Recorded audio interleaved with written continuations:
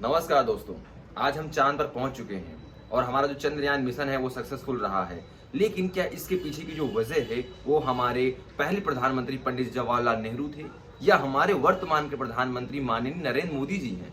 आइए इसके बारे में हम समझते हैं कि आखिर ये नेता लोग बीच में क्यों आ जाते हैं, इसके पीछे की वजह क्या है। तो आइए समझने की कोशिश करते हैं इस वीडियो में। सबसे पहले हम समझते हैं अंतरिक्ष और इसरो के इस इतिहास को। द्वितीय विश्व युद्ध के बाद में अमेरिका और सोवियत यूनियन में होड़ लगी हुई थी कि पहले अंतरिक्ष में कौन पहुंचेगा। इसके बाद में 1947 में जब हमारा भारत ब्रिटिश हुकूमत से आजाद हुआ तो भारत की जो स्थिति है वो इतनी नाजुक थी कि भारत के पास में पर्याप्त अनाज नहीं था, खाने पीने के कोई साधन उपलब्ध नहीं थे। तो इस बीच भारत में किसी भी व्यक्ति का दिमाग अंतरिक्ष को तो छोड़ो, यहाँ पे सबसे पहले दिमाग उसका पेट में था कि यहाँ पे अपना जीवन यापन कैसे किया जाए, क्योंकि भारत की जो स्थिति बहुत ही ज्यादा नाजुक थी। लेकिन धीरे धीरे भारत के लोग हर चुनौती को स्वीकार करते हुए आगे बढ़ते गए। 1957 में स्पुतनिक आर्टिफिशियल सैटेलाइट को पहली बार, जो कि सोवियत यूनियन था, उसको अंतरिक्ष पर भेजा गया। और इस सफलता को देख करके अभी उस टाइम पे भारत में एक व्यक्ति थे डॉक्टर विक्रम साराभाई। वो अमेरिका और रूस के बीच में जो होड़ लगी हुई थी अंतरिक्ष को, इन सभी को देख करके वो बहुत ही ज्यादा इंटरेस्टेड हुए और उनका मानना था कि भारत में भी एक स्पेस प्रोग्राम होना चाहिए। इस वजह से उन्होंने वहां पे तत्कालीन प्रधानमंत्री पंडित जवाहरलाल नेहरू को कन्विंस किया, उनको समझाया। इसके बाद में पंडित जवाहरलाल नेहरू तैयार हो गए। 1962 में इसरो की स्थापना की गई, लेकिन 1962 में इसरो का नाम इसरो नहीं था, इसका पहले नाम था इनकॉस्पर,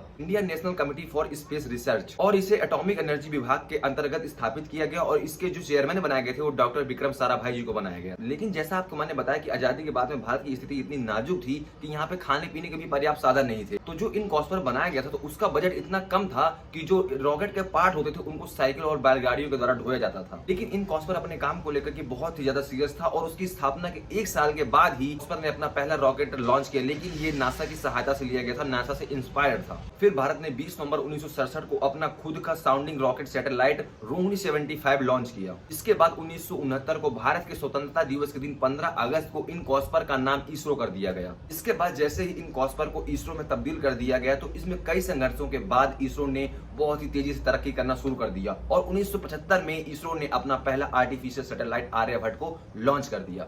इसके बाद भारत 1984 में फिर एक बार इतिहास रचता है। राकेश शर्मा, जो कि भारत की तरफ से अंतरिक्ष में जाने वाले पहले व्यक्ति बन जाते हैं। अभी तक भारत की ओर से अंतरिक्ष में जाने वाले पहले व्यक्ति राकेश शर्मा ही हैं। अभी तक उनका रिकॉर्ड नहीं टूट पाया है।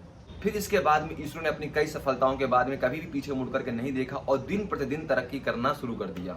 फिर इसके बाद में बारी आती है इंडिया को चांद में ले जाने की। तो 22 अक्टूबर 2008 में इसरो ने अपना पहला चंद्रयान मिशन, जो कि चंद्रमा में जाने के लिए भेजा और ये सफल साबित हुआ। और जो चंद्रयान फर्स्ट का जो मिशन था उसका जो परिणाम निकला वो ये निकला कि चंद्रमा में पानी उपलब्ध है, H2O की मात्रा उपलब्ध है। ये हमारे चंद्रयान फर्स्ट मिशन ने बताया था। फिर इसके बाद में इसरो ने एक इतिहास और रचा। 2013 में मंगल ग्रह की कक्षा में पहुंचने वाला इंडिया पहला देश बन गया अपने पहले ही प्रयास में। फिर इसरो ने चंद्रमा में जाने के लिए अपना मिशन चंद्रयान 2 लॉन्च किया, लेकिन ये सफलतापूर्वक लैंड नहीं कर पाया क्योंकि जो विक्रम लैंडर था वो क्रैश हो गया था। फिर इसके बाद में 2023 में हमने अपने आंखों से जो इतिहास बनते देखा वो चंद्रयान 2 के अधूरे मिशन को पूरा करने के लिए चंद्रयान 3 भेजा गया और 23 अगस्त को भारत दुनिया का चौथा देश बन गया चंद्रमा में पहुंचने वाला और पहला देश बन गया चंद्रमा के साउथ पोल में पहुंचने वाला। तो इस प्रकार इसरो की ये कुछ उपलब्धियां हैं और आने वाले समय में इसरो के और कुछ महत्वपूर्ण उद्देश्य है, जिसमें गगनयान शामिल है। गगनयान का जो उद्देश्य है इसमें चंद्रमा में भारत की ओर से इंसानों को भेजा जाएगा और इसका जो बजट रखा गया वो 9,000 करोड़ रुपए रखा गया है।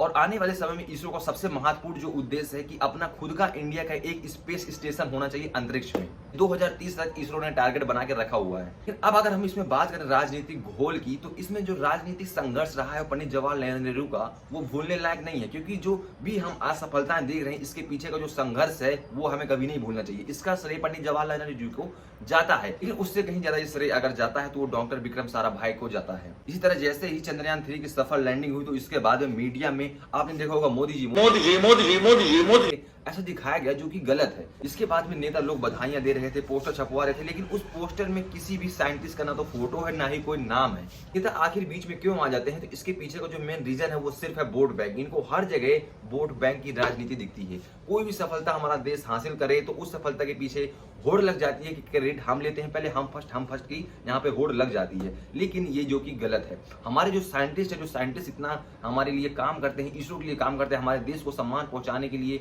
यहाँ पे दिन रात मेहनत करते हैं, तो उनको सारा क्रेडिट दिया जाना चाहिए। यहाँ पे कांग्रेस के लोग आते हैं वो नेहरू जी नेहरू जी नेहरू जी करते हैं और बीजेपी के लोग आते हैं मोदी जी मोदी जी मोदी जी करते हैं, लेकिन कोई आखिर साइंटिस्ट जी क्यों नहीं करता है?